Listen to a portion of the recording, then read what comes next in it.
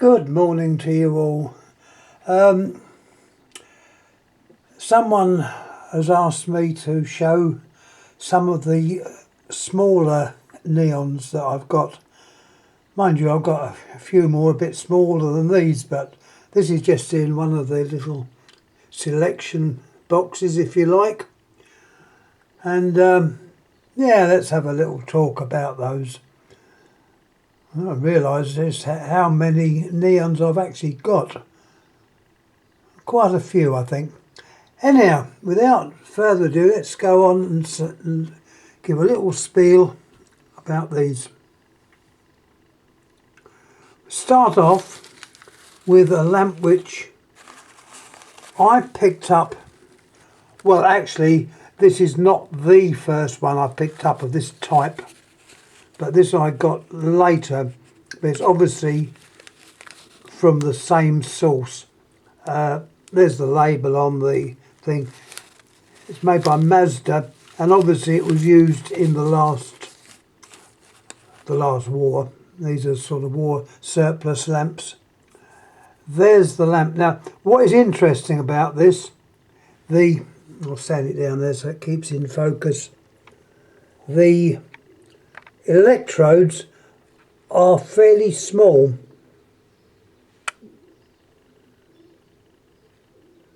Try and get it back. There we are. The electrodes are fairly small on this one, and not the normal type you'd see on the half-watt neon. We can put one up now.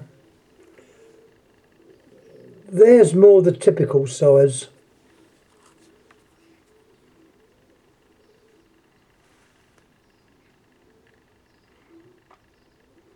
This one has had a little bit of use. The Mazda one there is virtually brand new. Well, I say it's brand new. It's it's possibly older than me, but it's you can see with the old light, the box it came in. Now these are just two examples of half-watt neons. Mains voltage, small bayonet cap.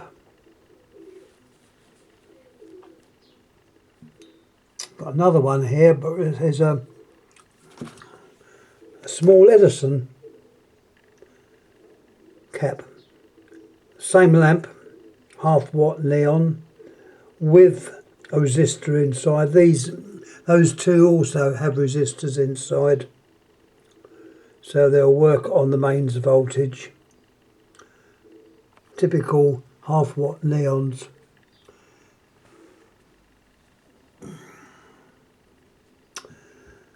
We've got the pygmy sign, the pygmy size lamp or sign type bulb lamp.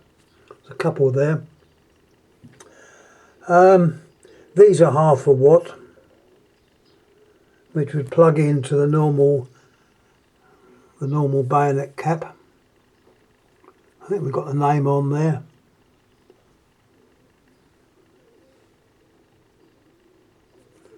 Let me see what it shows you on there.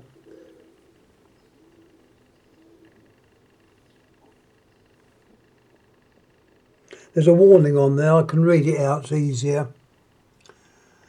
Not to be burnt without series resistor.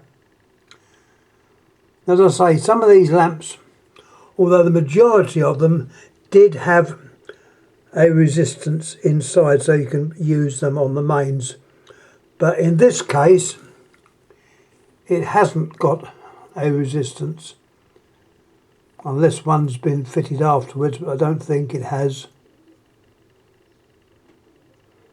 To be honest, I'm not too sure.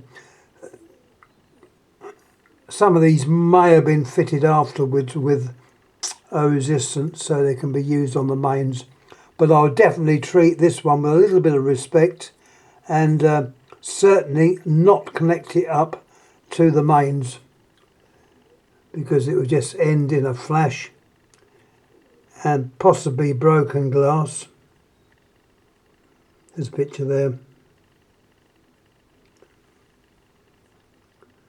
So if you ever pick these up, at a boot sale, or you buy off eBay or somewhere like that, be wary that it may not have a resistor inside. So it means you plug it in, you immediately lost the lamp. Same can be said for an American one. Here we've got an American lamp, and I'm pretty sure this is without a resistor. The American ones didn't always tell you it was without a resistor. So extra care to make sure it has got a resistor in there, because it put damage straight away. The etch on the top there is a good etch, made by GE, General Electric, AR2. AR is short for argon. Well, it's short for argon in this case. So this would be an argon lamp, which would glow a kind of a bluey purple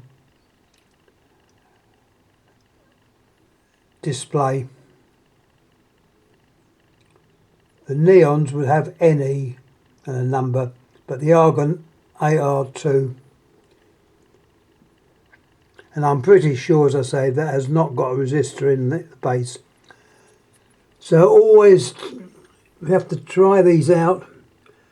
Either incorporate a low wattage lamp in series with it, say a 15 watt sine type lamp or something like that, or a high value resistor, to try them out. Failing that, as I say, these will build up a high current and blow the innards, which is a shame. The next one we have is a very small one, and this one is in fact the mains voltage. It's got on there Philips 220 volts sine wave. These work better on AC, but on DC only one of the electrodes would light. You've got a number on there, made in Holland, and these were by Philips, I believe. Yep, they were Philips, with a magnifying glass top. Got quite a few of those. They were used originally for indicators on equipment to show it's on, going back a few years. Now lastly, in this little batch, from the States, another one from the States, and it shows the etch very well.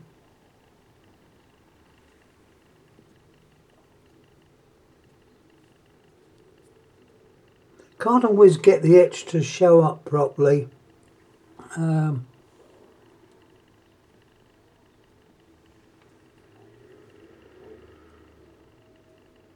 This camera doesn't always focus straight away. Don't think we're going to get any luck with the etch, so I'll read it out if I can see it. It's GE, and there's a number NE and the number which I unfortunately can't make out. Now generally these had an Edison screw, a normal Edison screw, but this one has got a small Edison screw. Could even be a candle. No, I don't think it's a candle. I think it's a small Edison screw. Let me see.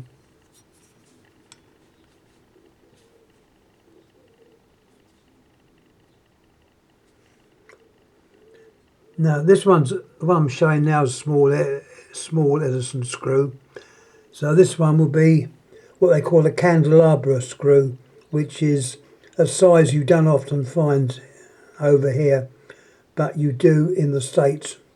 with their fancy little candle lamps. You use those and that. And there's the way the electrodes are shown.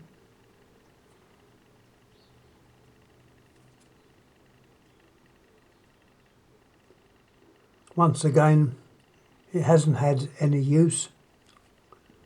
It's a nice clear glass. And that I'm pretty sure would be a neon as opposed to an argon. The argon ones were quite rare, but neon ones you could pick up originally for sensible prices, but like everything else, some of these now command quite a high price. Let me show you what happens with age. You get this blackening of the glass. This lamp has obviously had many hours of burning. And I'll say these were used, I can remember these being used, I'm going back a few years like I do. If you had an old electric cooker, it was normally connected up to a switch, sort of switch plug, with a 15 amp plug next to it, and in it would be one of these lamps. So by throwing the main switch on this board, or it's like a box it was, you could put connect the cooker up or disconnect the cooker, but when the cooker was connected up, the neon would light. And that's where I first noticed these, going back a few years. Anyway, that's more or less all I've got to say this time. I'm still waiting on the telephone arriving. As soon as that does arrive, we'll talk about that. Oh, let me show you another one. A bit of a mystery here. Put it on there so you can see it better. Here we have another neon. I got an idea these were used on our old trolley buses. When I say on our old trolley buses, it would be on the little control panel that would go with the trolley bus and normally be inside the driver's cabin. I'm pretty sure that's what this was out of. I think I've got another one upstairs which I know is a trolley bus one, so this one may not, but that's what I think it could be. It's another neon, and obviously you have to connect current to both sides. And as you can see, definitely no resistors. Just a very unusual lamp. There was writing on there. I don't know what it says. It's come off.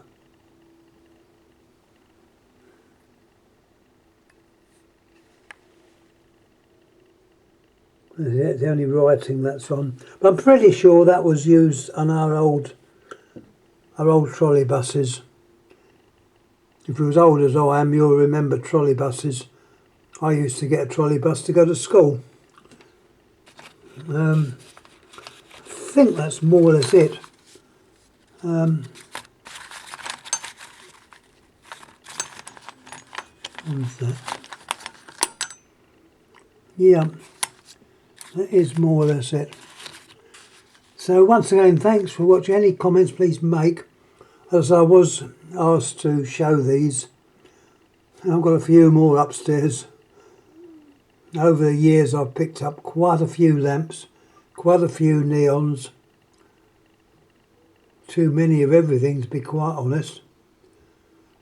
Anyhow, once again, thanks for watching. Any comments please make. And as I say, when the other items turn up, I'm expecting 2 items in the post. One item was more or less associated with what I was having a grumble about yesterday re the Cactus Societies. The same day I happened to look through eBay, which you do, and there was on offer the first years of the National, or as I said yesterday, originally the Yorkshire Cactus Society, and its volumes, I believe, volumes 1 to 6 in a bound copy. And I thought, yeah, I've got a bound copy for some of the GB journals and various other items, including ASP. I've got a bound version. So I thought, well, that would go towards the collection as an investment and a general interest. So when that comes up, we'll have a little look at that. And when the telephone turns up, we'll have a little look at that. Both items, I've been informed, are in the post. Anyhow, I'm going to shut up now. I'm not going to have a cup of coffee. I've just had one. And my little pussycat is meowing, telling me either I want some food or wants to be made a fuss. Anyhow, thanks again for watching. Thank you.